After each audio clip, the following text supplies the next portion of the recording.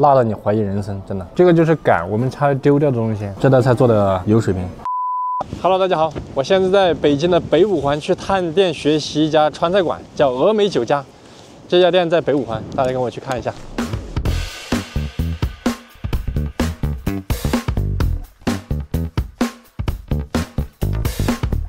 北京好冷。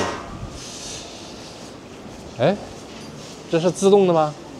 嘿嘿，吓我一跳。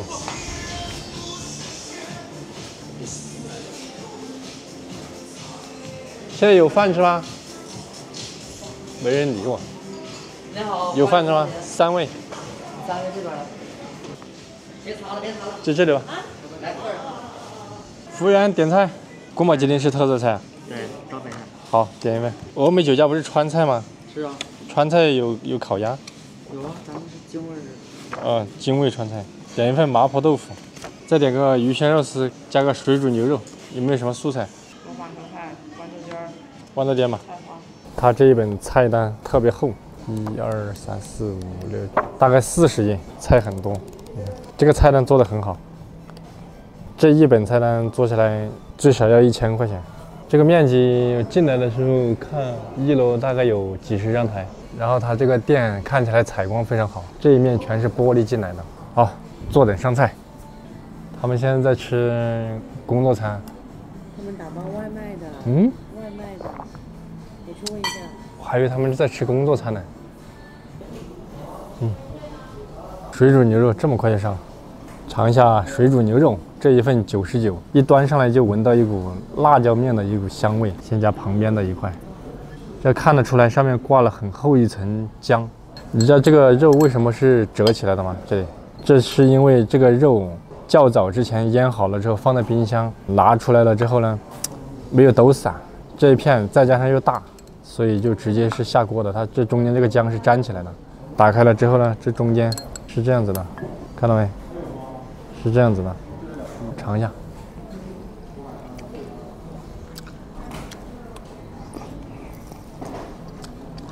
这个牛肉入口第一感觉就是嫩，然后是滑，嚼了之后呢，有一点强烈的辣椒的辣味、冲味就出来了。我再加一块上面带辣椒的这个。 这个辣椒虽然刚才服务小哥说了，他家这个不是正宗川菜，我觉得这个辣度啊不低于我们四川的辣度。这个肉就是嫩滑，由于太嫩了，它就没有牛肉的那种。你要是闭上眼睛让你吃，你吃不出来这是牛肉，甚至我感觉就是像是瘦肉、猪肉一样。然后麻辣味呢偏重，香味偏弱一些。这个形式确实是水煮牛肉的形式啊。 因为上面放了刀口辣椒，放了蒜，形式是这样的。我看下面垫的是什么？哇，下面垫的莴笋，一般垫凤尾，没有凤尾的话垫莴笋也是可以的。这个莴笋是炒出来的，一股油烟味，就是翻炒的时候锅里面都火了。还有再一个，一般像来这种大酒楼吃饭，这个牛肉能做成这样子，已经是非常不错了。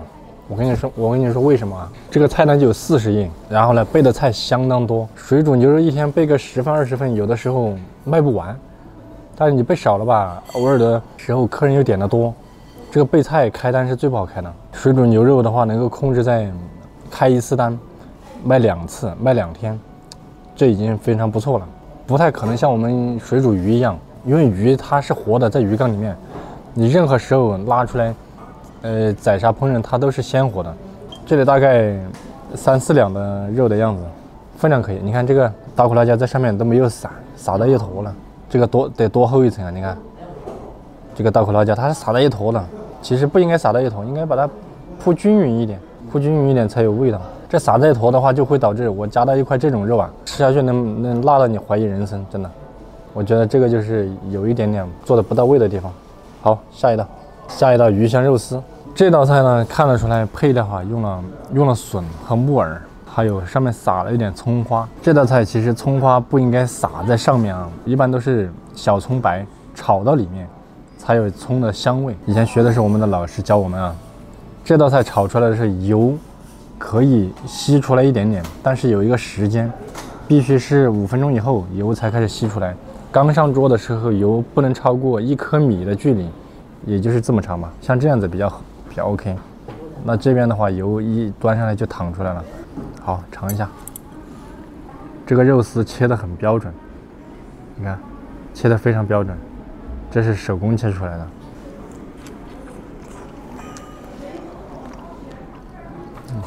再吃一个。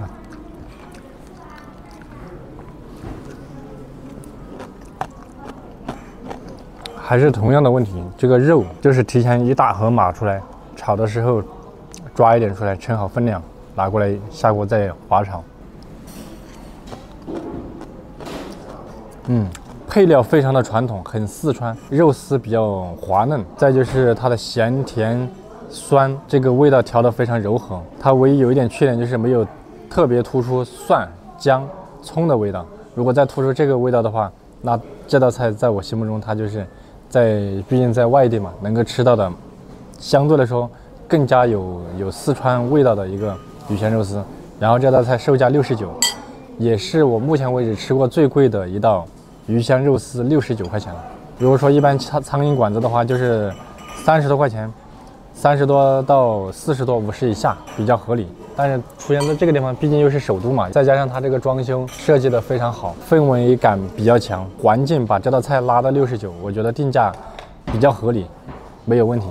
我们餐厅就是花了那个钱，就是没有把装修体现出来，没有把装修做好，所以我们的有的粉丝来说，吃这个菜你家菜还可以啊，但是就是感觉怪怪的，不知道哪里出现了问题。那我现在这个问题终于找到了，就是我们的环境啊，环境非常重要。环境可以衬托这一道菜，这一道菜再反过来你做得很好的话，又可以衬托你这个环境，真的很不错。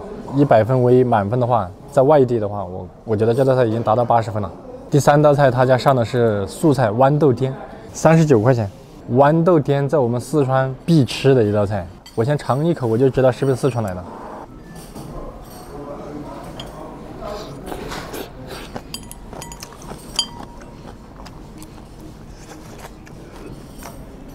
嚼不动，这肯定不是从四川来的，非常老了。这个筋已经成筋了，你看到没？而且它炒的有点过，炒的完全蔫掉了。这个豌豆尖，不管是下面条也好，打火锅也好，下去你就数，不能超过5秒钟，超过5秒钟就老了。这道菜体验感不是很好，特别老。如果在北京的朋友的话，有机会去到四川，一定要去离农村近的地方的小苍蝇馆子里面去点这道菜。一定会颠覆你的认知，而且在我们四川这种感是不要的，这个就是感，我们差点丢掉的东西。如果说100分为满分的话，这道菜只有50分。麻婆豆腐，你看，这是嫩豆腐，摇一下会闪一闪的。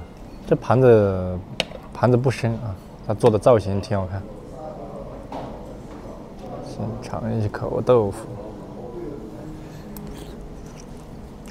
这个豆腐呢，方方正正的，是嫩豆腐，用石膏做的，吃起来比较入味。中间的温度很烫，烧透了这个豆腐，颜色红亮，味道烧透了，豆腐比较嫩，它的优点都很明显。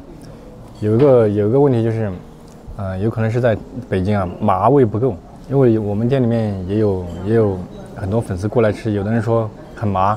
有的人说麻味不够，这个是正常的。这个麻婆豆腐呢，它出品第一花椒面放的比较少，第二呢没有看到有蒜苗，第三呢我没有看到这里面有脆哨，再就是它这个勾芡的问题，芡和豆腐是分开的，看到没？